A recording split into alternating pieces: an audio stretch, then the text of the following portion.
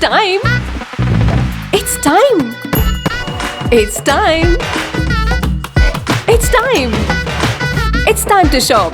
ನಮ್ಮ CMR shopping mall ನ latest designs, trendy fashions, ಅನೇಕ ವೆರೈಟಿಯ ಹೊಸ ವಸ್ತ್ರಗಳೊಂದಿಗೆ ಈ ಫೆಸ್ಟಿವಲ್ ಅನ್ನು ಸೆಲೆಬ್ರೇಟ್ ಮಾಡೋಣ. It's time. ನಮಸ್ಕಾರ, ನೀವು ನೋಡ್ತಾ ಇದ್ದೀರಾ ಮೆಗಾ ನ್ಯೂಸ್. ಮೊದಲಿಗೆ ಹೆಡ್ಲೈನ್ಸ್. ಮಾನಸಿಕ ಆರೋಗ್ಯ ಕಾಯ್ದೆ ಕುರಿತು ಪೊಲೀಸರಿಗೆ ತರಬೇತಿ ಕಾರ್ಯಾಗಾರ. ಮಾನಸಿಕ ಅಸ್ವಸ್ಥರ ವಿರುದ್ಧ ಕ್ರಮ ಕೈಗೊಳ್ಳುವಾಗ ನಿಯಮ ಪಾಲನೆ ಮಾಡಿ, ಎಸ್ಪಿ ಪುಟ್ಟಮಾದಯ್ಯ. ವಾರ್ಡ್ ನಂಬರ್ 2ರಲ್ಲಿ ಹಸಿರು ಹಬ್ಬ, ಪರಿಸರ ನಾಶವೇ ಮನುಕುಲದ ನಾಶ, ಡಾಕ್ಟರ್ ರವಿ ರಾಜೇಶ್ವರ್.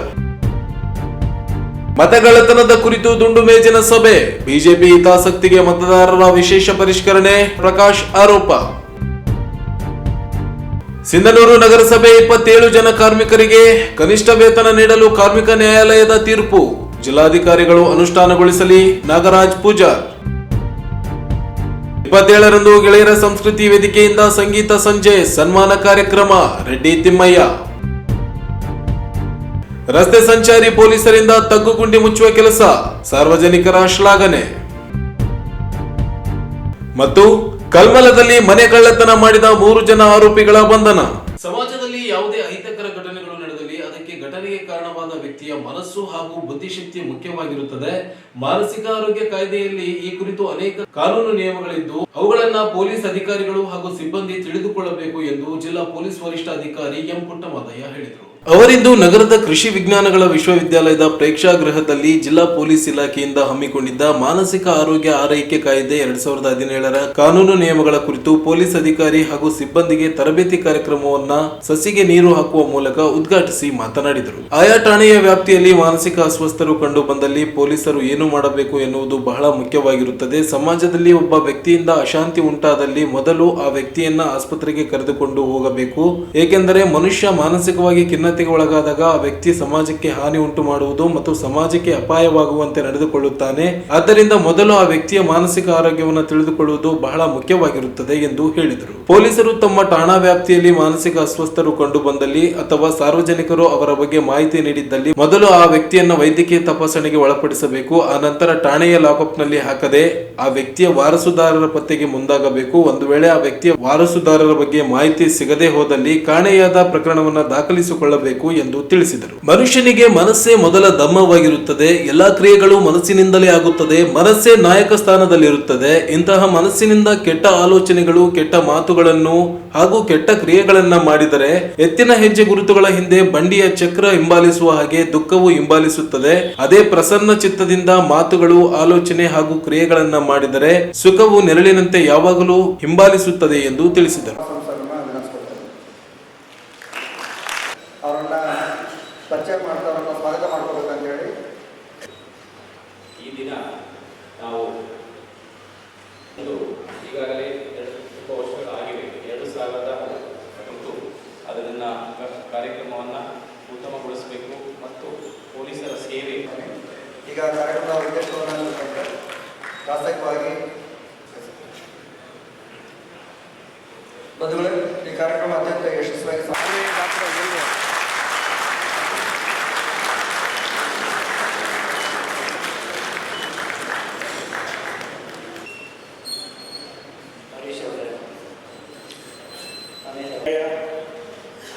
ಎಲ್ಲ ಅಧಿಕಾರಿ ಸ್ನೇಹಿತರೆ,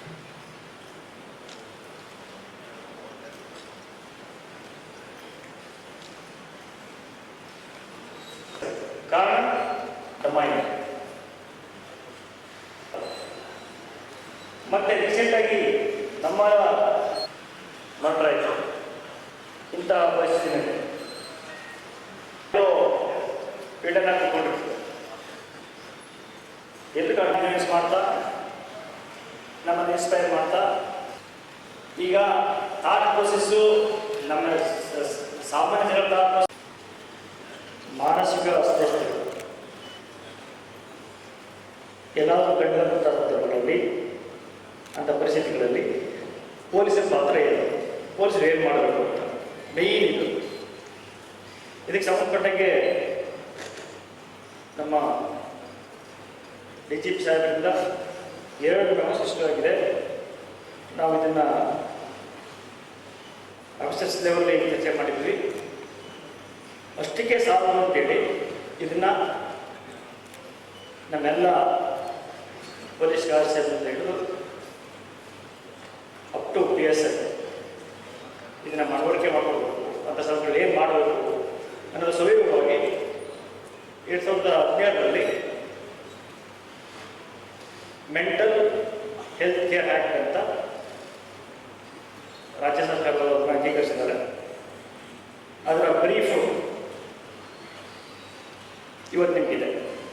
ನಮ್ಮ ರೋಲ್ ಏನು, ಆ ಥರ ವ್ಯಕ್ತಿಗಳನ್ನ ನಾವು ಮೀಟ್ ಮಾಡೋಂಥ ಸಂದರ್ಭ ಬಂದರೆ ಅಥವಾ ಸಾರ್ವಜನಿಕರನ್ನ ಫೋನ್ ಮಾಡ್ಬೋದು ನಮಗೆ, ನೋಡಿ ಇಲ್ಲಿ ತಮ್ಮನ್ನು ತಾವೇ ಕಂಟ್ರೋಲ್ ಮಾಡ್ಕೊಳ್ಳಾರ್ದೆ ಪ್ರಾಬ್ಲಮ್ ಮಾಡ್ತಾ ಇದ್ದಾರೆ ಇಂತೆ ನಂತರ ಫಸ್ಟ್ ಫೋನ್ ಮಾಡೋದು. ಏನೇ ಸಮಸ್ಯೆ ಆದ್ರೂ ಗ್ರಾಮಗಳಲ್ಲಿ, ಸಿಟಿಗಳಲ್ಲಿ, ಸಮಾಜದಲ್ಲಿ ಫಸ್ಟ್ ನಮ್ಗೆ ಫೋನ್ ಮಾಡ್ತಾರೆ. ಅಂಥ ಸಂದರ್ಭ ನಾವು ಏನು ಮಾಡಬೇಕು ಅನ್ನೋದು ನಮ್ಗೆ ಗೊತ್ತಿಲ್ಲ ಅಂತಂದರೆ ಕಷ್ಟ. ಈಗ ಸುಮಾರು ಬೇರೆ ಬೇರೆ ಪ್ರಕರಣಗಳಲ್ಲಿ ಸಪೋಸ್ ಅಸಾಲ್ಟ್ ಆಗಿರೋ ಪ್ರಕರಣದಲ್ಲಿ ನಾವು ಸ್ಟೇಷನ್ ಕರ್ಕೊಂಡು ಹೋಗ್ತೀವಿ. ಸಪೋಸ್ ಏನು ವ್ಯತ್ಯಾಸ ಆದರೆ ಅದರ ದುಷ್ಪರಿಣಾಮ ಕೂಡ ನಮ್ಮ ಮೇಲೆ ಆಗುತ್ತೆ. ನಾವು ಹಲವಾರು ಸಾರಿ ಹೇಳ್ತಾ ಇರ್ತೀವಿ, ಸಪೋಸ್ ಈಗ ಪಬ್ಲಿಕ್ ಪ್ಲೇಸಸ್ಸಲ್ಲಿ ಗಲಾಟೆ ಆಗುತ್ತೆ. ಗಲಾಟೆ ಆದ ತಕ್ಷಣ ಏನು ಮಾಡ್ತಾರೆ, 112ಗೋ ಅಥವಾ ನಮ್ಮ ಕಂಟ್ರೋಲ್ ರೂಮ್ಗೋ ಅಥವಾ ಆಫೀಸರ್ಸ್ ಮೊಬೈಲ್ಗೋ ಫೋನ್ ಮಾಡ್ತಾರೆ. ನಾವೇನು ಮಾಡ್ತೀವಿ, ರಶ್ ಆಗ್ತೀವಿ, ರಶ್ ಆಗ್ತಾರೆ. ಏನು ಮಾಡ್ತೀವಿ, ಸ್ಟೇಷನ್ಗಳಲ್ಲಿ ಫಸ್ಟ್ ಸ್ಟೇಷನ್ ತಗೊಂಡೋಗಿತ್ತು ಪಬ್ಲಿಕ್ ಹೇಳೋದು. ಬಟ್ ನಾವೇ ಮಾಡೋದು, ಸಣ್ಣ ಪುಟ್ಟ ಅಸಾಲ್ಟ್ ಆಗಿದ್ರು ಕೂಡ ಅವ್ರನ್ನ ಹಾಸ್ಪಿಟ್ಲಿಗೆ ಕರ್ಕೊಂಡು ಹೋಗೋದು. ಈ ಆ್ಯಕ್ಟ್ ಕೂಡ ಅದನ್ನೇ ಹೇಳ್ತಾರೆ. ಇದರಲ್ಲಿ ಒಂದು 8 ಪಾಯಿಂಟ್ಸ್ ಇದಾವೆ. ಇದೇ ವೇಳೆ ಕಾಯ್ದೆಯ ಕುರಿತು ಉಪನ್ಯಾಸ ನೀಡಿದ ರಿಮ್ಸ್ ಆಸ್ಪತ್ರೆಯ ಮಾನಸಿಕ ವಿಭಾಗದ ಮುಖ್ಯಸ್ಥ ಹಾಗೂ ಪ್ರಾಧ್ಯಾಪಕ ಡಾಕ್ಟರ್ ರಮೇಶ್ ಬಾಬು ಮಾತನಾಡಿ, ಮಾನವನ ಪ್ರತಿಯೊಂದು ಕೋಶದಲ್ಲಿಯೂ ಮನಸ್ಸು ಇರುತ್ತದೆ. ಮನಸ್ಸು ಹೃದಯ ಅಥವಾ ತಲೆಯಲ್ಲಿರುವುದಿಲ್ಲ. ಆದ್ದರಿಂದ ನಿಮ್ಮನ್ನು ನೀವು ಮೊದಲು ಅರ್ಥೈಸಿಕೊಳ್ಳಬೇಕು. ಮಾನಸಿಕ ಆರೋಗ್ಯ ಆರೈಕೆ ಕಾಯ್ದೆಯು ಸಮುದಾಯದ ಪಾಲ್ಗೊಳ್ಳುವಿಕೆಯ ಆಧಾರದ ಮೇಲೆ ನಿಂತಿದೆ. ಪ್ರತಿಯೊಬ್ಬರೂ ಕಾಯ್ದೆಯ ಬಗ್ಗೆ ತಿಳಿದುಕೊಳ್ಳುವುದು ಅತ್ಯಂತ ಮುಖ್ಯವಾಗಿರುತ್ತದೆ ಎಂದು ಹೇಳಿದರು.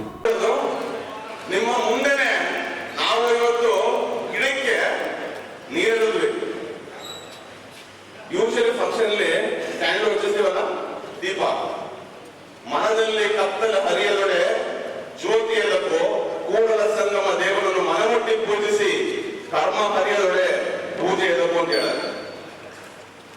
ಇದರ ಅರ್ಥ ಏನು ಅಂತಂದ್ರೆ, ನಿಮ್ಮ ಅಂತರಂಗದ ಬೆಳಕನ್ನ ಎಲ್ಲಿವರೆಗೆ ನೀವು ಜಾಗೃತಿ ಮಾಡ್ಕೊಳ್ಳಲ್ವೋ ಸತ್ಯ ಮಿಥ್ಯಗಳ ಅರಿವು ಆಗೋದಿಲ್ಲ. ಬೆಂಕಿ ಹಚ್ಬೋದಾಗಿದೆ, ಬೆಂಕಿ ಹಚ್ಚಿದೆ ಎಷ್ಟೊತ್ತು ಅಲ್ವಾ? ಆದ್ರೆ ನಾವು ಸಹಜವಾಗಿ ಗಿಡಕ್ಕೆ ನೀರಿಲ್ಲ, ಸಹಜವಾದಂತ. ಈಗ ಫಸ್ಟ್ ಅಂಡ್ ಫಾರ್ಮೋಸ್ಟ್ ಮನಸ್ಸು ಎಲ್ಲಿದೆ ಅನ್ನೋದು ನಮಗೆ. ಮನಸ್ಸಂದ್ರೆ ಏನು? Before going to the act, ಈಗ ಆಲ್ರೆಡಿ ಹೇಳಿದ್ದಾರೆ ಸಾಹೇಬರು, we have been signatories for United Nations Disability Act in 2017. Subsequently, an act was passed by the Parliament of India in 2017, which is called the Mental Health Care Act. ಆರೋಗ್ಯ ಆರೈಕೆ ಕಾಯ್ದೆ. ಮೊದಲನೇದಾಗಿ ನಾವು ಮನಸ್ಸು ಎಲ್ಲಿದೆ ಅಂತ ಹೇಳಿಬೇಕಲ್ಲ. ಎಲ್ಲಿರುತ್ತೆ ಮನಸ್ಸು? ಎಲ್ಲಿ? ಹೃದಯದಲ್ಲಿದೆಯೋ ತಲೆಯಲ್ಲಿದೆಯೋ? ತಲೆಯಲ್ಲಿದೆಯೋ ಕೆಲಸ ಮಾಡೋಣ. ಮುಂದಿನ ಒಂದು ವ್ಯಾಲೆಂಟೈನ್ಸ್ ಡೇ, ಯಾರು ಮದುವೆ ಆಗಿಲ್ಲ ಅವ್ರಿಗೆ ಜ್ಞಾಪಕ ಕೇಳಿದ್ದೀನಿ, ಮುಂದಿನ ವ್ಯಾಲೆಂಟೈನ್ಸ್ ಡೇ ಬರೋದಿನ ಸ್ವಲ್ಪ ದಿನದಲ್ಲೇ ಹೃದಯ ತೆಗೆದು ಬ್ರೈನ್ ಹಾಕೋಣ ಅಲ್ಲಿಗೆ. ನಡೆಯುತ್ತಾ? ಹಂಗೇನಾರ ಮಾಡಿ ನೀವು ಗ್ರೀಟಿಂಗ್ ಕಾರ್ಡ್ ಕೊಡಿ, ಮಾನವನ ಹುಡುಗಿದ್ರು ಹೋಗ್ಬಿಡ್ತಾರೆ.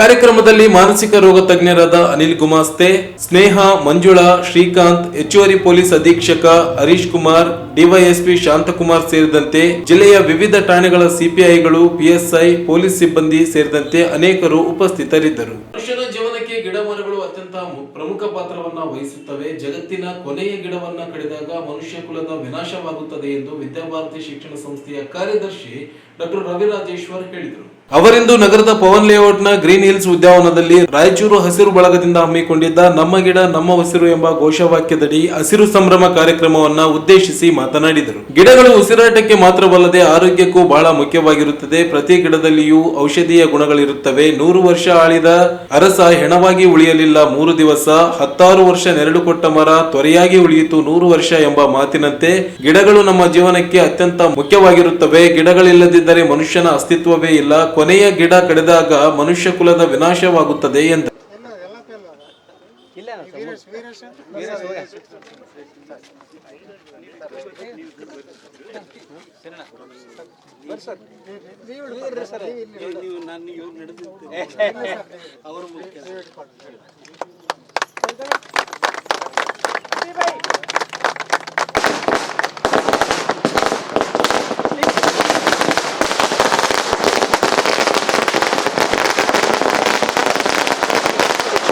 ವಾರ್ಡ್ ನಂಬರ್ 2ರ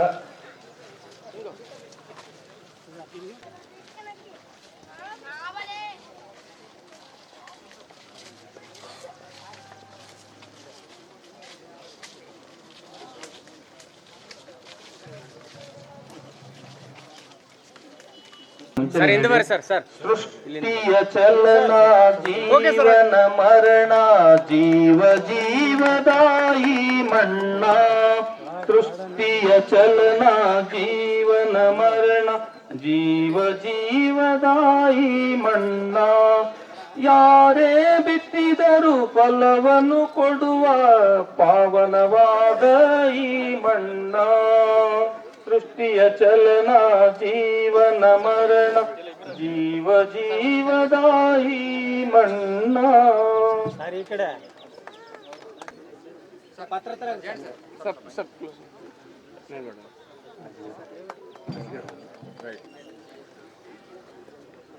ಹೇಳ್ತವೆ, ಅವು ನಮ್ಮ ಜೊತೆಗೆ ಮಾತಾಡ್ತವೆ, ನಾವು ಕೇಳುವ ಮನಸ್ಸಿರಬೇಕು ಅಂತ ಹೇಳ್ತಾರೆ. ಗಿಡಗಳ ಮುಖ್ಯ ಇರೋದು ನಾವೆಲ್ಲ ಕೇಳಿದ್ವಿ. 3 ಭಾಷಣಗಳಲ್ಲಿ ಸೊಗಸಾಗಿ ಮಾತನಾಡಿ.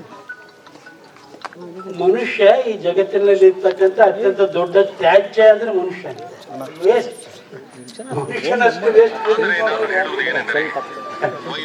ಉಳಿದ ಪ್ರಾಣಿಗಳೆಲ್ಲ ನೀವು ನೋಡಿರ್ಬೇಕು, ಬೆಕ್ಕಿ ಇತ್ಯಾದಿಗಳನ್ನ ತಮ್ಮ ತ್ಯಾಜ್ಯವನ್ನು ತಾವು ಮಾಡ್ತಾರೆ. ಇಲ್ಲಿ ನಮ್ಮಲ್ಲಿ ಕಸ ಕೂಡಿಡೋದರಲ್ಲೇ ನಮಗೆ ಹೆಚ್ಚು ಆಸಕ್ತಿ ಇರ್ತದೆ. ಮನುಷ್ಯ ಒಂದು ದೊಡ್ಡ ತ್ಯಾಜ್ಯ. ಅಂಥದ್ರಲ್ಲಿ ಏನಾಗ್ತಿದೆ, ಈಗೀಗ ನಮಗೆ ಈ ಪರಿಸರದ ಬಗ್ಗೆ ಒಂದಷ್ಟು ತಿಳುವಳಿಕೆ ಅರಿವು ಮೂಡ್ತಾ ಬಂದಿದೆ ನಮಗೆ. ಜಯಣ್ಣವರ ಬಗ್ಗೆ ಮೊದಲು ಹೇಳ್ಬಿಡ್ಬೇಕು ಅನ್ನಿಸ್ತದೆ ನನಗೆ. ಅವರು ನನ್ನನ್ನು ಇಲ್ಲಿಗೆ ಆಗಮಿಸಿದ್ದು ನನಗೆ ದೊಡ್ಡ ಸಂತೋಷದ ಸಂಗತಿ. ಜಯಣ್ಣ ಅವರ ಅಭಿಮಾನಿಗಳಲ್ಲಿ ನಾನು ಒಬ್ಬ, ಹಲವು ಅಭಿಮಾನಿಗಳಲ್ಲಿ ನಾವು ಒಬ್ಬ. ಅಪರೂಪದ ರಾಜಕಾರಣಿ ಅವರು, ಅಪರೂಪದ ಸಜ್ಜನ ರಾಜಕಾರಣಿ ಅಂತ ಕರಿತೇನೆ. ಏನ್ ಕೆಲಸ ಮಾಡಿದ್ರು ಹಿಂದೆ ನಿಂತು ಬಿಡೋರು, ಹೆಸರು ಬಯಸಿದವರು, ಸಾಹಿತ್ಯದಲ್ಲಿ ಆಸಕ್ತಿ ಇದ್ದವ ಎಲ್ಲ ಕಾಲಕ್ಕೂ ಸುಸಂಸ್ಕೃತ ರಾಜಕಾರಣಿ ಆಗ್ತಾನಂತೆ. ಅಂಥ ಅಪರೂಪದ ರಾಜಕಾರಣಿಗಳಲ್ಲಿ ಒಬ್ಬರು ಜಯಣ್ಣ ಅವರು. ಅಳಿವಿನಂಚಿನಲ್ಲಿ ಇರ್ತವೆ ಅಂತ ಹೇಳ್ತಾರೆ ಪ್ರಾಣಿಗಳನ್ನ, ಕೇಳಿರ್ಬೇಕು ನೀವು. ಬಿಳಿ ಹುಲಿ ಇಂಥವು ರಾಜಕಾರಣಿಗಳಲ್ಲಿ ಅಳಿವಿನಂಚಿನಲ್ಲಿರುವಂತ ಸಜ್ಜನರು ನಮ್ಮ ಜಯಣ್ಣವರು. ಅವರನ್ನು ಕಾಪಾಡಿಕೊಳ್ಳೋದು ನಮಗೂ ನಿಮಗೂ ಬಿಟ್ಟಿರತಕ್ಕಂಥ. ಅವ್ರು ಏನನ್ನು ಬಯಸಿ ಮಾಡೋದಿಲ್ಲ, ಮಾಡ್ತಾರೆ ಜನರಿಗೆ ಉಪಯೋಗ ಅಂತದ್ದು. ಅಂಥದನ್ನು ಮಾಡಬೇಕು ಅಂತಂದ್ರೆ ಅವರಿಗೆ ನಾವು ಬೆಂಬಲವಾಗಿ ನಿಂತಿರಬೇಕು, ಅವರನ್ನು ನಾವು ಗುರುತಿಸಬೇಕು, ಅವರನ್ನು ಕಾಯುವವರಾಗಬೇಕು, ಅವರ ಬೆನ್ನ ಹಿಂದಿನ ಬೆಂಬಲ ನಾವಾಗಿರಬೇಕು ಅಂತ ನಾನು ನಿಮ್ಮಲ್ಲಿ ಬೇಡಿಕೊಳ್ಳುವನಾಗಿದ್ದೇನೆ. ಇದೇ ವೇಳೆ ಮಹಾನಗರ ಪಾಲಿಕೆಯ ಹಿರಿಯ ಸದಸ್ಯ ಜಯಣ್ಣ ಮಾತನಾಡಿ, ರಾಯಚೂರು ತಾಲೂಕಿನ ಸುತ್ತಮುತ್ತಲಿನ ಶಾಲೆಗಳಿಗೆ ಗಿಡಗಳನ್ನ ವಿತರಣೆ ಮಾಡಲಾಗಿದೆ. ಆದ್ದರಿಂದ ಹಸಿರು ಸಂಭ್ರಮ ಆಂದೋಲನದಲ್ಲಿ ಶಿಕ್ಷಣ ಪ್ರೇಮಿ ಸೈಯದ್ ಹಫೀಜುಲ್ಲಾ ಅವರ ಪಾತ್ರ ಬಹುಮುಖ್ಯವಾದದ್ದು. ರಾಯಚೂರು ನಗರದಲ್ಲಿ ಗಿಡಗಳನ್ನ ನೆಟ್ಟಿರುವುದು ಅಪರೂಪದಲ್ಲಿ ಅಪರೂಪವಾಗಿತ್ತು. 2016ರಲ್ಲಿ ಆಂದೋಲನ ಆರಂಭಿಸಿದಾಗ ಕೆಲವರು ಗುಡ್ಡಕ್ಕೆ ಕಲ್ಲು ಹೊರುವ ಕೆಲಸ ಮಾಡುತ್ತಿದ್ದೀರಿ ಎಂದು ಟೀಕಿಸಿದ್ದರು. ಆದರೂ ಈ ಪ್ರಯಾಣವನ್ನ ಇಲ್ಲಿಯವರೆಗೆ ತರಲಾಗಿದೆ ಎಂದರು. ಜನರ ಆಶಾಭಾವನೆಗೆ ಜನಪ್ರತಿನಿಧಿಗಳು ಸ್ಪಂದಿಸಿಲ್ಲ. ಬಹುತೇಕ ಕಡೆಗಳಲ್ಲಿ ದೇವರು ಕಾಲೋನಿಯ ಉದ್ಯಾನವನದ ರೀತಿಯಲ್ಲಿ ಉದ್ಯಾನವನ ಬೇಕು ಎನ್ನುವ ಕೂಗು ಕೇಳುತ್ತಿದೆ. ನಗರದಲ್ಲಿ ಬಹುತೇಕ ವಾರ್ಡ್ಗಳಲ್ಲಿ ಉದ್ಯಾನವನ ಜಾಗಗಳಲ್ಲಿ ಬರೀ ಮುಳ್ಳುಗಂಟಿಗಳು ಬೆಳೆದಿವೆ. ಅವುಗಳನ್ನು ಮತ್ತೆ ಉದ್ಯಾನವನಗಳನ್ನಾಗಿ ಮಾಡುವ ಸವಾಲು ಹಾಗೂ ಜವಾಬ್ದಾರಿ ಪ್ರತಿಯೊಬ್ಬರದ್ದೂ ಆಗಿದೆ ಎಂದು ಹೇಳಿದರು.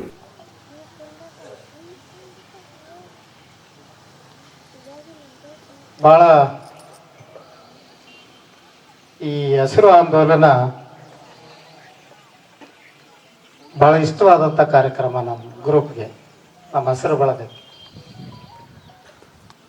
2016ರಲ್ಲಿ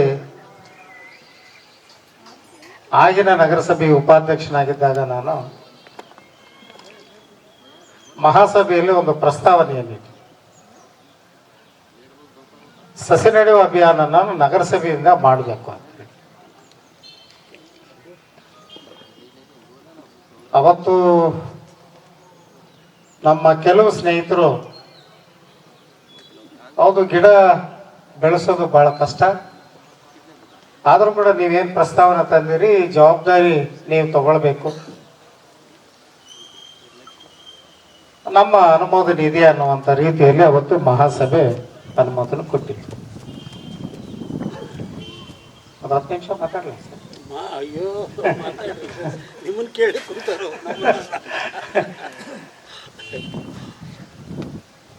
ಅಂದು ನಿರ್ಣಯ ತೆಗೆದುಕೊಂಡು 10 ಲಕ್ಷ ರೂಪಾಯಿಗಳನ್ನ ಅರಣ್ಯ ಇಲಾಖೆಯವರಿಗೆ ಕೊಟ್ವಿ. ಅದೇ ಸಮಯಕ್ಕೆ ನಮ್ಮ ಅರಣ್ಯ ಇಲಾಖೆಯ ಸಚಿವರಾದಂಥ ರಮಾನಾಥ್ ರೈ ಅವರು ರಾಯಚೂರಿಗೆ ಬಂದಿದ್ದರು. ನಾನು ಅವ್ರನ್ನ ಭೇಟಿ ಮಾಡಿ,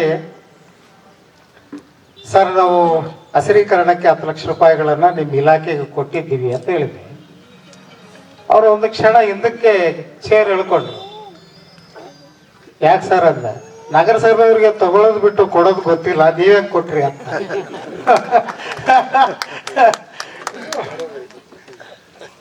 ಈ ಸಂದರ್ಭದಲ್ಲಿ ಸರ್ಕಾರಿ ನೌಕರರ ಸಂಘದ ಜಿಲ್ಲಾಧ್ಯಕ್ಷ ಕೃಷ್ಣ ಶಾವಂತಗೆರ, ಶಿಕ್ಷಕರ ಸಂಘದ ಅಧ್ಯಕ್ಷ ಚಂದ್ರಶೇಖರ್ ರೆಡ್ಡಿ, ಕಲಾವಿದ ಎಚ್ ಮ್ಯಾದರ್, ಚೂಡಿ ಲಾವಣ್ಯ, ಸಾಹಿತಿಗಳಾದ ವೀರಹನುಮಾನ್, SKM ಫೀರ್ಜಾದೆ, ಅಯ್ಯಪ್ಪಯ್ಯ ಹುಡಾ, ವಿಶ್ವನಾಥ್ ರೆಡ್ಡಿ, ಸೈಯದ್ ಹಫೀಜುಲ್ಲಾ, ಗದ್ದಿ ಬಸಪ್ಪ ಸೇರಿದಂತೆ ಅನೇಕರು ಉಪಸ್ಥಿತರಿದ್ದರು. ಚುನಾವಣಾ ಆಯೋಗವನ್ನ ಪೂರ್ಣವಾಗಿ ಹಿತಾಸಕ್ತಿಗೆ ಬಳಸಿಕೊಳ್ಳಲು ಕಾನೂನುಬದ್ಧವಾಗಿ ಮಾಡಲು ಕೇಂದ್ರ ಬಿಜೆಪಿ ಸರ್ಕಾರ RSS ಜೊತೆಗೂಡಿಕೊಂಡು ವಿಶೇಷ ತೀವ್ರ ಪರಿಷ್ಕರಣೆ SIR ನಡೆಸಲಾಗುತ್ತಿದೆ ಎಂದು ಸಿಪಿಐಎಂನ ರಾಜ್ಯ ಕಾರ್ಯದರ್ಶಿ ಕೆ ಪ್ರಕಾಶ್ ಹೇಳಿದರು. ಅವರಿಂದು ನಗರದ ಜಿಲ್ಲಾ ಸರ್ಕಾರಿ ನೌಕರರ ಭವನದಲ್ಲಿ ಹಮ್ಮಿಕೊಂಡಿದ್ದ SIR ಹೆಸರಿನಲ್ಲಿ ಮತ ಅಧಿಕಾರಿಗಳ ನಿರಾಕರಣೆ ಕುರಿತು ದುಂಡು ಮೇಜಿನ ಸಭೆಯನ್ನು ಉದ್ದೇಶಿಸಿ ಮಾತನಾಡಿದರು. ಬಿಜೆಪಿ ಸಂವಿಧಾನವನ್ನ ಸಮಗ್ರವಾಗಿ ತಿದ್ದುಪಡಿ ಮಾಡುವ ಮೂಲಕ ಹಿಂದೂ ರಾಷ್ಟ್ರ ಮಾಡುವ ಅವಕಾಶವನ್ನ ಬಯಸುತ್ತಿದ್ದರು. ಅದರ ಅವಕಾಶ ಸಿಕ್ಕಿಲ್ಲ ಎಂಬ ಹಪಾಹಪಿ RSS ಮತ್ತು ಬಿಜೆಪಿಗೆ ಇದೆ. ಏನಾದರೂ ಮಾಡಬೇಕು ಎಂಬುವ ಹಿನ್ನೆಲೆಯಲ್ಲಿ ಬೇರೆ ಬೇರೆ ವಿಧಾನವನ್ನ ಮಾಡಲು ಮುಂದಾಗಿದ್ದಾರೆ. ಮುಖ್ಯವಾಗಿ ಚುನಾವಣಾ ಆಯೋಗವನ್ನ ಪೂರ್ಣವಾಗಿ ಹಿತಾಸಕ್ತಿಗೆ ಬಳಸಿಕೊಳ್ಳಲು ಕಾನೂನುಬದ್ಧವಾಗಿ ಮಾಡಲು ವಿಶೇಷ ತೀವ್ರ ಪರಿಷ್ಕರಣೆ SIR ನಡೆಸಲಾಗುತ್ತಿದೆ.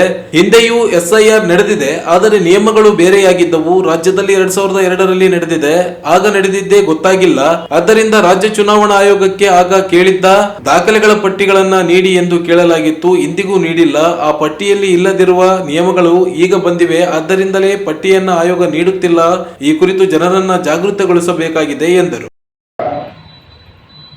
ವಿಶೇಷ ತೀವ್ರ ಪರಿಷ್ಕರಣೆ ಎನ್ನುವಂತ ಹೆಸರನ್ನ ಕೊಟ್ಟು ಮತದಾರರ ಪಟ್ಟಿಯ ಪರಿಷ್ಕರಣೆ ಮಾಡೋದಕ್ಕೆ ಈಗ ಹೊರಟಿದೆ. ಸಾಮಾನ್ಯವಾಗಿ ಮತದಾರರ ಪಟ್ಟಿ ಪರಿಷ್ಕರಣೆ ಅಂತಂದ್ರೆ ಪ್ರತಿ ವರ್ಷ ನಡೆಯುತ್ತೆ, ಅದು ನಮ್ಗೆಲ್ಲ ಗೊತ್ತಿರೋ ವಿಚಾರಗಳಲ್ಲ. ಸಾಮಾನ್ಯವಾಗಿ ಯಾರಾದರೂ ಸತ್ತೋಗಿದ್ರೆ ಅವರ ಹೆಸರುಗಳನ್ನ ಮತದಾರರ ಪಟ್ಟಿಯಿಂದ ತೆಗೆಯೋದು, ಅಥವಾ ಯಾರಾದ್ರೂ 18 ವರ್ಷ ಆಗಿದ್ರೆ ಅವರ ಹೆಸರನ್ನ ಸೇರಿಸೋದು, ಅಥವಾ ಯಾರು ಎಲ್ಲೂ ವಾಸ ಮಾಡುತ್ತಿಲ್ಲ ಇನ್ನೊಂದು ಊರು ಹೊರಟೋಗಿದ್ದಾರೆ ಅಂತ ಇಲ್ಲಿಂದ ತೆಗೆದು ಬೇರೆ ಕಡೆಗೆ ಸೇರಿಸೋದು, ಈ ತರದ ಕೆಲಸಗಳು ಪ್ರತಿ ವರ್ಷ ಕೂಡ ಚುನಾವಣಾ ಆಯೋಗದ ಇದರಲ್ಲಿ ಸಾಮಾನ್ಯವಾಗಿ ಮತದಾರರ ಪಟ್ಟಿ ಪರಿಷ್ಕರಣೆ ನಡೀತಾನೆ ಇರ್ತದೆ. ಪ್ರತಿ ವರ್ಷ ನಡೆಯುತ್ತೆ ಮತದಾರರ ಪಟ್ಟಿ ಪರಿಷ್ಕರಣೆ. ಆದ್ರೆ ಈಗ ಮಾಡಿಕೊಳ್ಳುವಂಥದ್ದು ವಿಶೇಷ ತೀವ್ರ ಪರಿಷ್ಕರಣೆ ಅಂತೇಳಿ ಮಾಡ್ತಾ ಇದ್ದಾರೆ. ಎರಡಕ್ಕೂ ವ್ಯತ್ಯಾಸ ಏನಂತಂದ್ರೆ, ನಾವು ಸಾಮಾನ್ಯವಾಗಿ ಮಾಡುವಂತ ಮತದಾರರ ಪಟ್ಟಿ ಪರಿಷ್ಕರಣೆ ಏನಿದೆ ಅದು ಅಸ್ತಿತ್ವದಲ್ಲಿರ್ತಕ್ಕಂಥ ವೋಟರ್ ಲಿಸ್ಟ್ ಏನಿದೆ ಆ ಲಿಸ್ಟ್ ಅಲ್ಲಿ ಹೆಸರನ್ನ ತೆಗೆಯೋದು ಮತ್ತು ಕೆಲವು ಹೆಸರುಗಳನ್ನ ಸೇರಿಸೋದು. ಆ ಪಟ್ಟಿ ಇರುತ್ತೆ ಹಾಗೆ ವೋಟರ್ ಲಿಸ್ಟ್ ಹಂಗೆ ಇರ್ತದೆ. ಇದು ಸಾಮಾನ್ಯವಾಗಿ ನಡೆಯುವಂಥದ್ದು. ಆದ್ರೆ ಈಗ SIR ಅಂತೇಳಿ ಮಾಡ್ತಿರುವಂತದ್ದು ಅರ್ಥ ಏನಂತಂದ್ರೆ, ಹಳೆ ಪಟ್ಟಿ ಲೆಕ್ಕಕ್ಕಿರಲ್ಲ, ಹಳೆ ವೋಟರ್ ಲಿಸ್ಟ್ ಲೆಕ್ಕಕ್ಕಿರಲ್ಲ, ಸಂಪೂರ್ಣವಾಗಿ ಹೊಸ ವೋಟರ್ ಲಿಸ್ಟ್ ಅನ್ನ ಮಾಡಲಾಗ್ತದೆ. ಇದು SIR ಅಂತಂದ್ರೆ. ಮತ್ತು ಈ ಬಾರಿಯ ಈ SIR ಮಾಡುವಂತ ವಿಚಾರ ಏನಿದೆ ಸಾಕಷ್ಟು ಚರ್ಚೆಗೆ ಒಳಪಟ್ಟಿದೆ. ಸುಪ್ರೀಂ ಕೋರ್ಟ್ಗೂ ಹೋಗಿದೆ, ಅದರ ಕೇಸ್ ಈಗ ಸುಪ್ರೀಂ ಕೋರ್ಟ್ ಅಲ್ಲಿ ನಡೀತಿದೆ. ಬಹಳ ಮುಖ್ಯವಾಗಿ ಬಿಹಾರದ ಚುನಾವಣೆಯ ಹಿನ್ನೆಲೆಯಲ್ಲಿ ಈ SIR ತುಂಬಾ ಸಮಸ್ಯೆಗಳನ್ನ ತಂದಿಟ್ಟಿದೆ.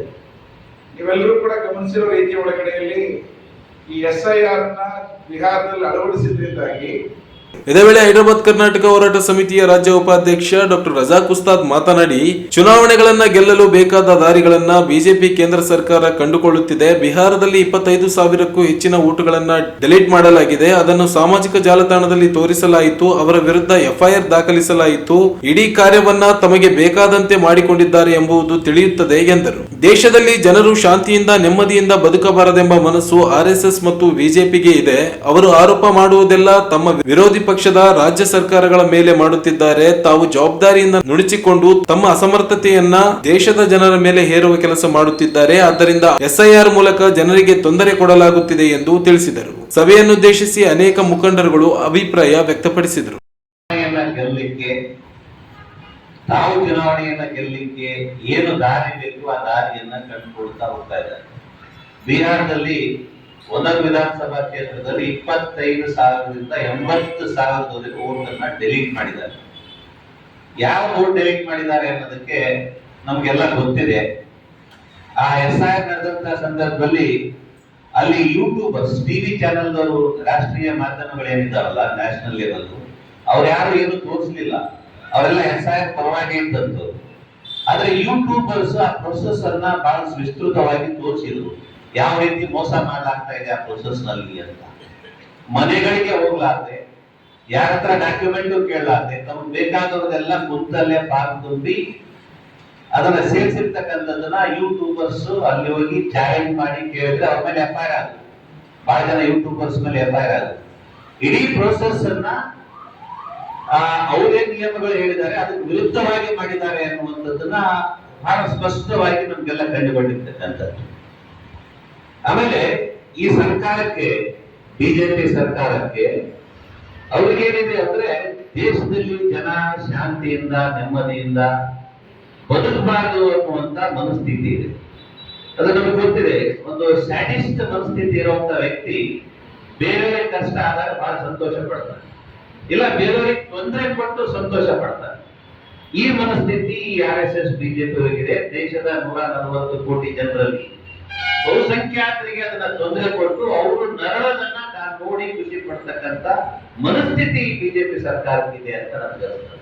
ಈ ಸಂದರ್ಭದಲ್ಲಿ ಸರ್ವೋದಯ ಪಕ್ಷದ ರಾಜ್ಯಾಧ್ಯಕ್ಷ ಚಾಮರಸ್ ಮಾಲಿ ಪಾಟೀಲ್, ಆಮ್ ಆದ್ಮಿ ಪಕ್ಷದ ಜಿಲ್ಲಾ ಕಾರ್ಯದರ್ಶಿ ನಸರತ್, CPIML ನ ನಾಗರಾಜ್ ಪೂಜಾರ್, CPM ನ ರಾಜ್ಯ ಕಾರ್ಯದರ್ಶಿ ಚಂದ್ರಪ್ಪ ಹೊಸಕೇರ, ಜಿಲ್ಲಾ ಕಾರ್ಯದರ್ಶಿ KG Veeresh, Khaja Aslam, John Wesley, Jai Bhim, DS Sharanabasava, H Padma, Mareppa Harvi, Vijayalakshmi, Aziz Jagirdar ಸೇರಿದಂತೆ ಅನೇಕರು ಉಪಸ್ಥಿತರಿದ್ದರು. ಸಿಂಧನೂರು ನಗರಸಭೆಯಲ್ಲಿ ಕಾರ್ಯನಿರ್ವಹಿಸುತ್ತಿರುವ 27 ಜನ ಕಾರ್ಮಿಕರಿಗೆ ಕಾರ್ಮಿಕ ಕಾಯ್ದೆಗಳಂತೆ ಕನಿಷ್ಠ ವೇತನ ಪಾವತಿಸುವಂತೆ ಕಲಬುರಗಿ ವಿಭಾಗದ ಸಹಾಯಕ ಕಾರ್ಮಿಕ ಆಯುಕ್ತರು ಆದೇಶ ನೀಡಿದ್ದು, ಕೂಡಲೇ ಜಿಲ್ಲಾಧಿಕಾರಿಗಳು ಕನಿಷ್ಠ ವೇತನ ವ್ಯತ್ಯಾಸ ಹಣ ಹಾಗೂ ಪರಿಹಾರವನ್ನು ಬಿಡುಗಡೆ ಮಾಡಲು ಕ್ರಮ ವಹಿಸಬೇಕೆಂದು AICCTU ನ ರಾಜ್ಯ ಸಹ ಕಾರ್ಯದರ್ಶಿ ನಾಗರಾಜ್ ಪೂಜಾರ್ ಆಗ್ರಹಿಸಿದರು. ಅವರಿಂದು ಮಾಧ್ಯಮಗೋಷ್ಠಿಯನ್ನ ಉದ್ದೇಶಿಸಿ ಮಾತನಾಡಿ, 2016ರಿಂದ ಸಿಂಧನೂರು ನಗರದಲ್ಲಿ ಕಾರ್ಯನಿರ್ವಹಿಸುತ್ತಿದ್ದ 27 ಜನ ಕಾರ್ಮಿಕರಿಗೆ ಕನಿಷ್ಠ ವೇತನ ನೀಡದೆ ವಂಚಿಸಲಾಗಿತ್ತು.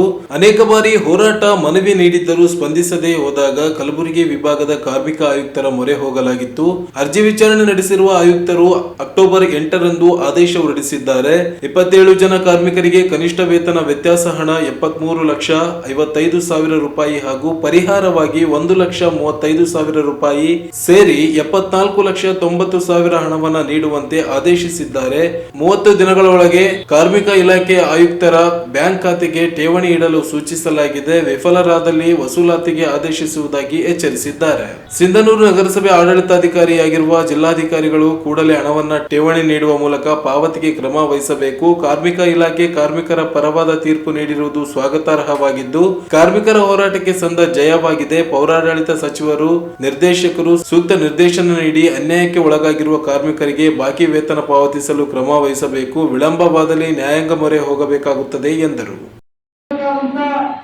ಕನಿಷ್ಠ ವೇತನ ಸಿಕ್ಕಿರಲಿಲ್ಲ. ಆ ಕನಿಷ್ಠ ವೇತನ ಕೊಡಬೇಕಂತೇಳಿ ನಾವು ALC ಸಹಾಯಕ ಕಾರ್ಮಿಕ ಆಯುಕ್ತರಲ್ಲಿ ಒಂದು ಐಡೆಂಟಿಫಿಕೇಶನ್ ಕೇಸನ್ನ ದಾಖಲೆ ಮಾಡಿದೆ 1.5 ವರ್ಷದಿಂದ. ಈಗಾಗಲೇ 1.5 ವರ್ಷದಿಂದ ನಿರಂತರ ವಾದ ವಿವಾದಗಳನ್ನ ಎಲ್ಲವನ್ನ ಪರಿಶೀಲಿಸಿ ನಮ್ಮ ವಿರುದ್ಧ ನಗರಸಭೆ ಆಡಳಿತ ಮಂಡಳಿ ಒಬ್ಬ ಲಾಯರ್ನ ಇಟ್ಟು ಆ ಲಾಯರ್ನ ವಾದನ್ನ ಅಮಾನ್ಯ ಮಾಡಿ ನಮ್ಮ ಪರವಾಗಿ ಈಗಾಗಲೇ ನಮಗೆ ಕಾರ್ಮಿಕರಿಗೆ ಕನಿಷ್ಠ ವೇತನ ಏನು ಕೊಡಬೇಕಾಗಿತ್ತು ಅದನ್ನ ಕೊಡ್ರಿ ಅಂತೇಳಿ ಇವತ್ತು ಮಹತ್ವದ ಆದೇಶನ ಹೊರಡಿಸಿದ್ದಾರೆ. ಕನಿಷ್ಠ 75 ಲಕ್ಷ 2016 ಹಿಡಿದು 2023ವರೆಗೆ ಕಾರ್ಮಿಕರಿಗೆ ಕನಿಷ್ಠ ವೇತನ ಕೊಟ್ಟಿಲ್ಲ, ಅವರಿಗೆ ಕೊಡಬೇಕು ಅಂತೇಳಿ ಇವತ್ತು ಮಹತ್ವದ ಆದೇಶನ ನಮ್ಮ ಸಂಘಟನೆ ಸ್ವಾಗತದ ಜೊತೆಗೆ ಇದು ನಮ್ಮ ಹೋರಾಟದ ಗೆಲುವು, ಇದು ಕಾರ್ಮಿಕರ ಗೆಲುವು. ಆ ಕಾರಣಕ್ಕಾಗಿ ಈ ಆದೇಶ ಬಹಳ ಮಹತ್ವದಾಗಿದೆ. ಆ ಕಾರಣಕ್ಕಾಗಿ ಮಾನ್ಯ ಜಿಲ್ಲಾಧಿಕಾರಿಗಳು ತಕ್ಷಣವೇ 75 ಲಕ್ಷ ಸಾಲವನ್ನ ಜಮಾ ಮಾಡಬೇಕು, ಕಾರ್ಮಿಕರಿಗೆ ಈ ಆದೇಶನ ಜಾರಿ ಮಾಡಬೇಕು ಅಂತೇಳಿ AICCTU ಸಂಘಟನೆ ಬಲವಾಗಿ ಒತ್ತಾಯ ಮಾಡುತ್ತಿದೆ.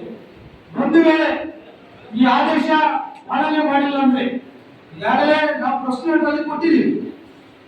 ಈ ಸಂದರ್ಭದಲ್ಲಿ ಜಿಲ್ಲಾಧ್ಯಕ್ಷ ಅಜೀಜ್ ಜಾಗೀರ್ದಾರ್, ಅನಿಲ್, ಜಿಲಾನಿ, ಮೌನೇಶ್, ಅಂಬರೇಶ್, ಕರಿಯಪ್ಪ ಸೇರಿದಂತೆ ಅನೇಕರು ಉಪಸ್ಥಿತರಿದ್ದರು. ಈಗ ಚಿಕ್ಕದೊಂದು ಬ್ರೇಕ್ ನಂತರ ಮೆಗಾ ನ್ಯೂಸ್ ಮುಂದುವರಿಯುತ್ತದೆ.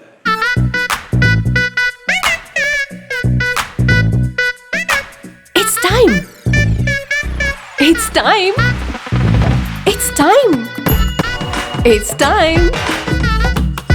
It's time. It's time to shop. ನಮ್ಮ ಸಿಎಂಆರ್ ಶಾಪಿಂಗ್ ಮಾಲ್ ನ ಲೇಟೆಸ್ಟ್ ಡಿಸೈನ್ಸ್, 20 ಫ್ಯಾಷನ್ಸ್, ಅನೇಕ ವೆರೈಟಿಯ ಹೊಸ ವಸ್ತ್ರಗಳೊಂದಿಗೆ ಈ ಫೆಸ್ಟಿವಲ್ ಅನ್ನು ಸೆಲೆಬ್ರೇಟ್ ಮಾಡೋಣ. It's time. ಬ್ರೇಕ್ ನಂತರ ಮತ್ತೆ ಮೆಗಾ ನ್ಯೂಸ್ಗೆ ಸ್ವಾಗತ.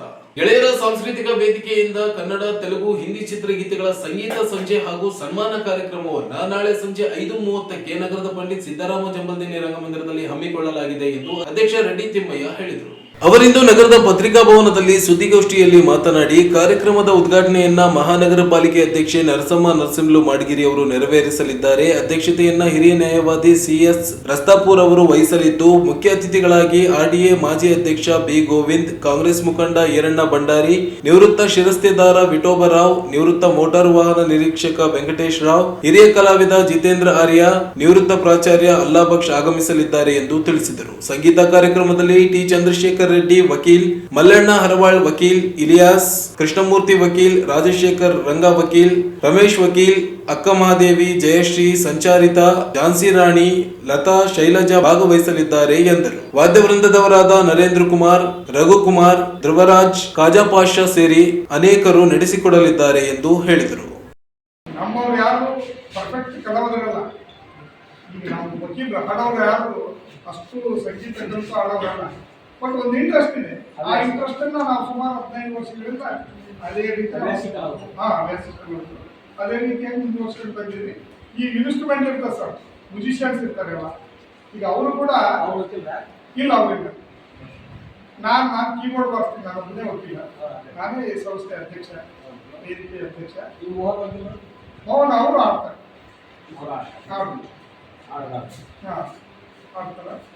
ಆಮೇಲೆ ಮೊದಲಿದು ನಾವು ಇದಕ್ಕೆ ಕರಿಯಪ್ಪ ಮಾಸ್ಟರ್ ಅವರು ನಾವು ಸ್ಟಾರ್ಟ್ ಮಾಡಿದ್ವಿ. ಕರಿಯಪ್ಪ ಮಾಸ್ಟರ್ ನಾವು ಸಂಸ್ಥಾಪಕ ಅಧ್ಯಕ್ಷರು ಅವರೇ.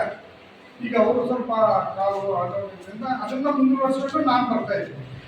ಎಲ್ಲ ನಮ್ಮ ವಕೀಲರಿಗೆ ಅವರು ನಮಗೆಲ್ಲ ಕಲಿಸಿದವರು, ಅವರೇ ನಮ್ಮ ಗುರುಗಳು. ನಮ್ಗೆ ಇವತ್ತು ಈ ಕಾರ್ಯಕ್ರಮಗಳು ಯಾವ ರೀತಿ ಮಾಡಬೇಕು ಏನನ್ನೋದು ಎಲ್ಲನೂ ಕರಿಯಪ್ಪ ಮಾಸ್ಟರಿಂದ ನಾವು ಅವರೇ ಮಾರ್ಗದರ್ಶನ ನಮ್ಗೆ, ಅವರ ಒಂದು ಇದರಲ್ಲೇ ನಾವು ಎಲ್ಲ ಮಾಡಿದ್ದೀವಿ. ಈಗ ಅವರು ಸ್ವಲ್ಪ ಅನಾರೋಗ್ಯದಲ್ಲಿ ಸ್ವಲ್ಪ ಕಾಲ ಬೇರೆ ಅದರಿಂದ ಅವರು ನಮಗೆ ಜವಾಬ್ದಾರಿ ಕೊಟ್ಟು ನಾವೇ ಮುಂದುವರಿಸ್ಕೊಂಡು ಬಂದಿದ್ದೀವಿ. ಅದಕ್ಕೆ ನಮ್ಮ ವಕೀಲರೆಲ್ಲ ಸೇರಿ ಮಾಡ್ತೀವಿ. ಮತ್ತೊಮ್ಮೆ ತಮ್ಮಲ್ಲಿ ವಿನಂತಿಸುವುದೇನೆಂದರೆ, ಈ ಒಂದು ನಮ್ಮ ಸಂಗೀತ ಕಾರ್ಯಕ್ರಮ, ಸನ್ಮಾನ ಕಾರ್ಯಕ್ರಮವನ್ನು ನಾವು ಹೆಚ್ಚಿನ ರೀತಿಯಲ್ಲಿ ಪ್ರಚಾರ ಕೊಟ್ಟು ಎಲ್ಲ ಸಂಗೀತ ಪ್ರೇಮಿಗಳು ಬರುವಂಥ ಅವಕಾಶ ಮಾಡಿಕೊಡ್ಬೇಕೆಂದು ತಮ್ಮಲ್ಲಿ ಮತ್ತೊಮ್ಮೆ ವಿನಂತಿಸುತ್ತೇವೆ. ಈ ಸಂದರ್ಭದಲ್ಲಿ ಶ್ರೀನಿವಾಸ್ ವಕೀಲ್, ವೀರೇಶ್ ಸೇರಿದಂತೆ ಅನೇಕರು ಉಪಸ್ಥಿತರಿದ್ದರು. ರಾಯಚೂರು ನಗರದ ಪ್ರಮುಖ ರಸ್ತೆಗಳಲ್ಲಿನ ಗುಂಡಿಗಳ ಸಮಸ್ಯೆಗೆ ವಾಹನ ಸವಾರರು ಹೈರಾಣಾಗಿ ಹೋಗಿದ್ದಾರೆ. ರಸ್ತೆಯಲ್ಲಿ ಗುಂಡಿಗಳಿಂದ ನಿತ್ಯ ಟ್ರಾಫಿಕ್ ಸಮಸ್ಯೆ ಉಂಟಾಗುತ್ತಿದ್ದು, ಮಹಾನಗರ ಪಾಲಿಕೆ ಮಾಡಬೇಕಾದ ಕೆಲಸ ಇದೀಗ ಟ್ರಾಫಿಕ್ ಪೊಲೀಸರು ಮುಂದಾಗಿ ಗುಂಡಿಗಳನ್ನು ಮುಚ್ಚುವ ಕೆಲಸ ಮಾಡುತ್ತಿದ್ದು, ಸಾರ್ವಜನಿಕರು ಪೊಲೀಸ್ ಕಾರ್ಯಕ್ಕೆ ಶ್ಲಾಘನೆ ವ್ಯಕ್ತಪಡಿಸಿದ್ದಾರೆ. ನಗರದ ಬಹುತೇಕ ಮುಖ್ಯ ರಸ್ತೆ ಸೇರಿದಂತೆ ಬಹುತೇಕ ರಸ್ತೆಗಳಲ್ಲಿ ಗುಂಡಿ ಬಿದ್ದಿದ್ದರಿಂದ ವಾಹನಗಳ ಸಂಚಾರಕ್ಕೆ ತೊಂದರೆ ಉಂಟಾಗುತ್ತಿದೆ. ಇದರಿಂದ ನಿತ್ಯ ವಾಹನ ಸಂಚಾರ ದಟ್ಟಣೆ ಹೆಚ್ಚಾಗಿ ಟ್ರಾಫಿಕ್ ಸಮಸ್ಯೆ ಎದುರಾಗುತ್ತಿದೆ. ಟ್ರಾಫಿಕ್ ಸಮಸ್ಯೆ ನಿಯಂತ್ರಣಕ್ಕೆ ಟ್ರಾಫಿಕ್ ಪೊಲೀಸರು ಮುಂದಾಗಿದ್ದಾರೆ. ನಗರ ಪಾಲಿಕೆ ಮಾಡಬೇಕಾದ ಈ ಕಾರ್ಯವನ್ನ ಟ್ರಾಫಿಕ್ ಪೊಲೀಸರು ತಾವೇ ಮುಂದೆ ನಿಂತು ಮರಂ ಕಟ್ಟಡಗಳ ತ್ಯಾಜ್ಯ ತರಿಸಿ ರಸ್ತೆಗಳಲ್ಲಿನ ಗುಂಡಿಗಳನ್ನ ಮುಚ್ಚಿಸುತ್ತಿದ್ದಾರೆ. ಟ್ರಾಫಿಕ್ ಪೊಲೀಸ್ ಠಾಣೆಯ PSI ಸಣ್ಣ ವೀರೇಶ್ ಅವರ ನೇತೃತ್ವದಲ್ಲಿ ಟ್ರಾಫಿಕ್ ಸಿಬ್ಬಂದಿಗಳು ಮಣ್ಣು ತರಿಸಿ ವಾಹನ ಸಂಚಾರಕ್ಕೆ ಅಡ್ಡಿಯಾಗಿದ್ದ ಗುಂಡಿಗಳನ್ನ ಮುಚ್ಚಿದ್ದಾರೆ. ಇದರಿಂದ ವಾಹನ ಸವಾರರಿಗೆ ಮತ್ತು ಪಾದಚಾರಿಗಳಿಗೆ ಸುಗಮ ಸಂಚಾರಕ್ಕೆ ಅನುಕೂಲವಾದಂತಿದೆ. ಈ ರಸ್ತೆಗಳಲ್ಲಿ ಗುಂಡಿಗಳು ಬಿದ್ದಿದ್ದರಿಂದ ಅಪಘಾತಗಳಿಗೆ ಕಾರಣವಾಗುತ್ತಿದ್ದವು. ಗುಂಡಿಗಳಿಂದ ಆಗುವ ಅಪಾಯವನ್ನ ತಪ್ಪಿಸಲು ಸಾರ್ವಜನಿಕರು ಟ್ರಾಫಿಕ್ ಪೊಲೀಸರ ಈ ಕಾರ್ಯಕ್ಕೆ ವ್ಯಾಪಕ ಮೆಚ್ಚುಗೆ ವ್ಯಕ್ತಪಡಿಸಿದ್ದಾರೆ. ಟ್ರಾಫಿಕ್ ನಿಯಂತ್ರಣದ ಜೊತೆಗೆ ನಾಗರಿಕರ ಸುರಕ್ಷತೆ ಮತ್ತು ಸೌಕರ್ಯಕ್ಕೆ ಒತ್ತು ನೀಡಿದ ಪೊಲೀಸರ ಕಾರ್ಯ ಶ್ಲಾಘಿಸಿದ್ದಾರೆ. ಮನೆಯಲ್ಲಿ ಯಾರು ಇಲ್ಲದ ಸಮಯದಲ್ಲಿ ಮನೆಯ ಬಾಗಿಲು ಮುರಿದು ನಗದು ಹಣ ಮತ್ತು ಚಿನ್ನಾಭರಣಗಳನ್ನ ದೋಚಿ ಪರಾರಿಯಾಗಿದ್ದ ಕದೀಮರನ್ನ ಗ್ರಾಮೀಣ ಪೊಲೀಸ್ ಠಾಣೆಯ ಪೊಲೀಸರು ಬಂಧಿಸಿದ್ದಾರೆ. ಬಂಧಿತ ಆರೋಪಿಗಳಾದ ರಾಕೇಶ್ ಕಲ್ಮಲ್, ಯಶವಂತ್ ಅಲಿಯಾಸ್ ಯಲ್ಲಾಲಿಂಗ, ಶಿವಕುಮಾರ್ ಅಲಿಯಾಸ್ ಶಿವ ಒಂದೇ ಗ್ರಾಮದ ಆರೋಪಿಗಳಾಗಿದ್ದು, ಬಂಧಿತರಿಂದ 1.5 ತೊಲೆ ಬಂಗಾರದ ಟಿಕಮಣಿ ಹಾರ, 2 ತೊಲೆ ಬೆಳ್ಳಿಯ 24 ತೊಲೆ ಕಾಲು ಚೈನಗಳು, ನಗದು ಹಣ ಸೇರಿ ಒಟ್ಟು 88,000 ರೂಪಾಯಿಗಳನ್ನ ಜಪ್ತಿ ಮಾಡಿದ್ದಾರೆ. ಆಗಸ್ಟ್ 26ರಂದು ಕಲ್ಮಲ ಗ್ರಾಮದ ವೆಂಕಟೇಶ್ ಎನ್ನುವವರ ಮನೆಯಲ್ಲಿ ಯಾರು ಇಲ್ಲದ ಸಮಯದಲ್ಲಿ ಬಾಗಿಲು ಕೀಲಿ ಹೊಡೆದು ಅಲಮಾರಿ ಮುರಿದು ಕಳ್ಳತನ ಮಾಡಿ ಪರಾರಿಯಾಗಿದ್ದರು. ಈ ಕುರಿತು ಗ್ರಾಮೀಣ ಪೊಲೀಸ್ ಠಾಣೆಯಲ್ಲಿ ದೂರು ದಾಖಲಾಗಿದ್ದು, ಜಿಲ್ಲಾ ಪೊಲೀಸ್ ವರಿಷ್ಠಾಧಿಕಾರಿ ಎಂ ಪುಟ್ಟಮಾದಯ್ಯ ಅವರ ಮಾರ್ಗದರ್ಶನದಲ್ಲಿ ಹೆಚ್ಚುವರಿ ಪೊಲೀಸ್ ಅಧೀಕ್ಷಕ ಕುಮಾರಸ್ವಾಮಿ ಹಾಗೂ ಹರೀಶ್, ಪೊಲೀಸ್ ಉಪಾಧೀಕ್ಷಕ ಶಾಂತವೀರ್ ಈ ಮೇಲ್ವಿಚಾರಣೆಯಲ್ಲಿ ಸಿಪಿಐ ಸಾಬಯ್ಯ ನೇತೃತ್ವದಲ್ಲಿ PSI ಪ್ರಕಾಶ್ ಡಂಬಲ್ ಹಾಗೂ ಸಿಬ್ಬಂದಿಯಾದ ನಾಗಪ್ಪ, ಗೌಸ್ ಪಾಷಾ, ಶಾಂತಕುಮಾರ್, ನರಸಿಂಹಲು, ಮೈಬೂಬ್ ಅಲಿ, ಮಹೇಶ್ವರ್ ರೆಡ್ಡಿ, ಅಜೀಂ ಅವರನ್ನ ಒಳಗೊಂಡಂತೆ ವಿಶೇಷ ತಂಡ ಕಾರ್ಯಾಚರಣೆ ನಡೆಸಿ ಆರೋಪಿಗಳನ್ನು ಬಂಧಿಸಿ ನ್ಯಾಯಾಂಗ ವಶಕ್ಕೆ ನೀಡಿದ್ದಾರೆ. ಪ್ರಕರಣ ಕಾರ್ಯಾಚರಣೆಗೆ ನಿಯೋಜಿಸಿದ ತಂಡಕ್ಕೆ ಜಿಲ್ಲಾ ಪೊಲೀಸ್ ವರಿಷ್ಠಾಧಿಕಾರಿಗಳು ಪ್ರಶಂಸೆಯನ್ನ ವ್ಯಕ್ತಪಡಿಸಿದ್ದಾರೆ. ಕೊನೆಯಲ್ಲಿ ಮತ್ತೊಮ್ಮೆ ಹೆಡ್ಲೈನ್ಸ್. ಮಾನಸಿಕ ಆರೋಗ್ಯ ಕಾಯ್ದೆ ಕುರಿತು ಪೊಲೀಸರಿಗೆ ತರಬೇತಿ ಕಾರ್ಯಾಗಾರ. ಮಾನಸಿಕ ಅಸ್ವಸ್ಥರ ವಿರುದ್ಧ ಕ್ರಮ ಕೈಗೊಳ್ಳುವಾಗ ನಿಯಮ ಪಾಲನೆ ಮಾಡಿ, SP ಪುಟ್ಟಮಾದಯ್ಯ. ವಾರ್ಡ್ ನಂಬರ್ 2ರಲ್ಲಿ ಹಸಿರು ಹಬ್ಬ, ಪರಿಸರ ನಾಶವೇ ಮನುಕುಲದ ನಾಶ, ಡಾಕ್ಟರ್ ರವಿ ರಾಜೇಶ್ವರ್. ಮತಗಳ್ಳತನದ ಕುರಿತು ದುಂಡು ಮೇಜಿನ ಸಭೆ, ಬಿಜೆಪಿ ಹಿತಾಸಕ್ತಿಗೆ ಮತದಾರರ ವಿಶೇಷ ಪರಿಷ್ಕರಣೆ, ಪ್ರಕಾಶ್ ಆರೋಪ. ಸಿಂಧನೂರು ನಗರಸಭೆ 27 ಜನ ಕಾರ್ಮಿಕರಿಗೆ ಕನಿಷ್ಠ ವೇತನ ನೀಡಲು ಕಾರ್ಮಿಕ ನ್ಯಾಯಾಲಯದ ತೀರ್ಪು, ಜಿಲ್ಲಾಧಿಕಾರಿಗಳು ಅನುಷ್ಠಾನಗೊಳಿಸಲಿ, ನಾಗರಾಜ್ ಪೂಜಾರ್. 27ರಂದು ಗೆಳೆಯರ ಸಂಸ್ಕೃತಿ ವೇದಿಕೆಯಿಂದ ಸಂಗೀತ ಸಂಜೆ, ಸನ್ಮಾನ ಕಾರ್ಯಕ್ರಮ, ರೆಡ್ಡಿ ತಿಮ್ಮಯ್ಯ. ರಸ್ತೆ ಸಂಚಾರಿ ಪೊಲೀಸರಿಂದ ತಗ್ಗುಗುಂಡಿ ಮುಚ್ಚುವ ಕೆಲಸ, ಸಾರ್ವಜನಿಕರ ಶ್ಲಾಘನೆ. ಮತ್ತು ಕಲ್ಮಲದಲ್ಲಿ ಮನೆ ಕಳ್ಳತನ ಮಾಡಿದ 3 ಜನ ಆರೋಪಿಗಳ ಬಂಧನ. ಇದಿಷ್ಟು ಇವತ್ತಿನ ಸುದ್ದಿ. ಪ್ರಮುಖ ಸುದ್ದಿಗಳಿಗಾಗಿ ನೋಡ್ತಾ ಇರಿ